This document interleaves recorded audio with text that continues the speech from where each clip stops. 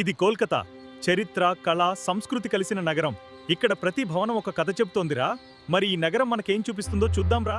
भाई बेच सदा क्यों खड़े हो ఏమన్నా దొరా అరుస్తున్నట్టుంది. రోడ్ పై నిలబడొద్దంటున్నదు పక్కకి జరుగు ఇది హౌరా బ్రిడ్జ్. కోల్కతా గుండె లాంటిదిరా. నది, బ్రిడ్జ్, జనాలు అన్నీ కలిసిపోయాయి ఇక్కడ. ఈ నగరం నిజంగా జీవంతంగా ఉందిరా.